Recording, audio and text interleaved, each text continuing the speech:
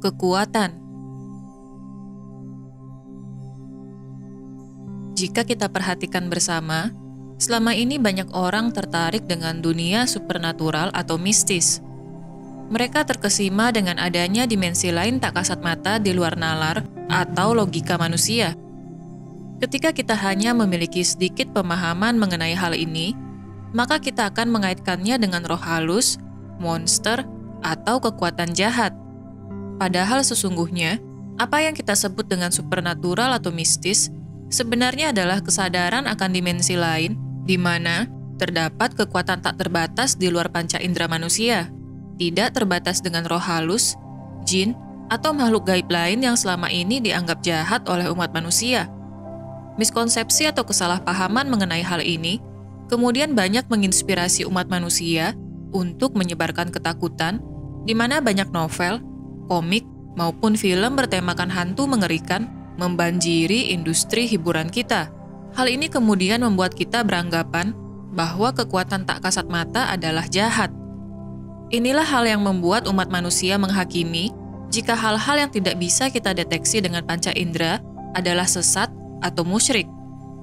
Padahal sesungguhnya, seluruh kekuatan di jagat raya, baik itu yang bisa kita lihat maupun tidak, adalah bersumber darinya.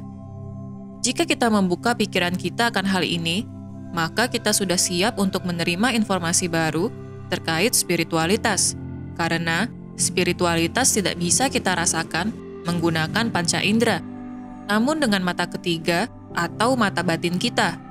Inilah mengapa perjalanan spiritual adalah perjalanan ke dalam diri, di mana dimensi tak kasat mata berada, bukan pencarian keluar maupun lokasi tertentu seperti yang selama ini umat manusia lakukan. Ketidakpahaman manusia akan dimensi tak terlihat, di mana kekuatan tak terbatas hadir, membuat banyak dari kita kemudian beranggapan bahwa spiritualitas adalah sama dengan kekuatan psikis atau magis. Pikiran ini berasal dari ego manusia, di mana mereka masih beranggapan ketika menjadi spiritual artinya lebih kuat dari yang lain. Inilah awal dari pencarian kekuatan ke berbagai guru untuk tujuan melayani ego. Sejarah bagaimana umat manusia cenderung ingin menjadi lebih kuat dari yang lain sebenarnya berasal dari riwayat galaktik kita, di mana peperangan galaktik di masa lalu membuat kita terluka dan ingin selalu menang melawan yang lain. Jika kita perhatikan bagaimana peperangan antar bangsa terjadi di bumi kita, sebenarnya ini hanyalah pengulangan sejarah dari peperangan yang sama, namun dalam skala yang lebih kecil.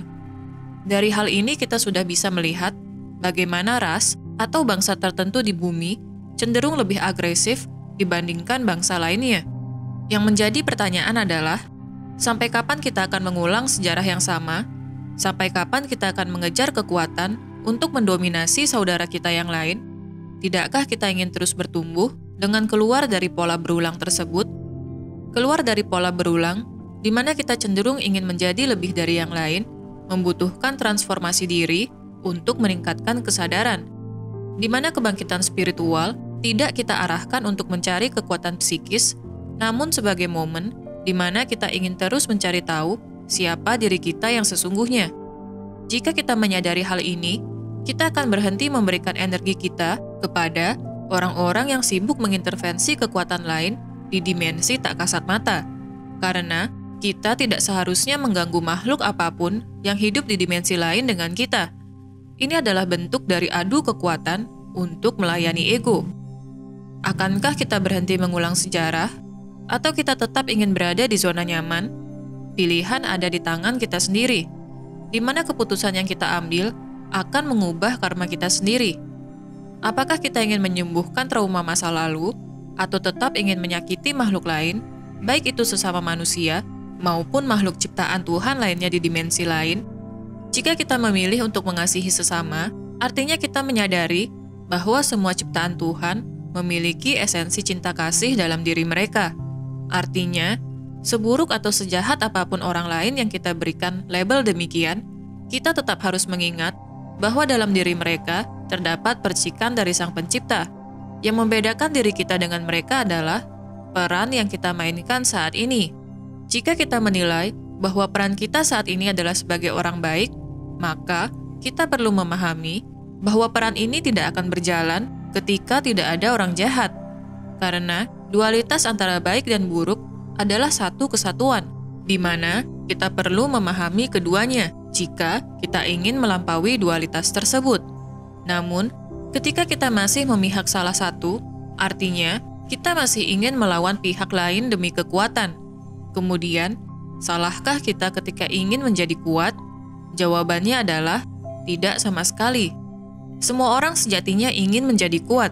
Namun, bagaimana kita mengendalikan kekuatan tersebut membutuhkan penguasaan diri di tingkat kesadaran yang tinggi. Artinya, kita tidak menggunakan kekuatan yang kita miliki untuk melayani ego, namun untuk melayani sesama. Bisakah kita membedakan antara kepentingan pribadi dengan kepentingan bersama? Inilah yang menyebabkan mengapa kita butuh menguasai diri kita sendiri sebelum mengarahkan energi yang kita miliki kepada orang lain. Sadari bahwa kekuatan tak terbatas tidak perlu kita cari, karena kekuatan ini selalu hadir untuk membantu kita menyembuhkan diri, di mana cahaya yang begitu terang memberikan kita kehangatan untuk terus meningkatkan kesadaran dan melakukan transformasi diri.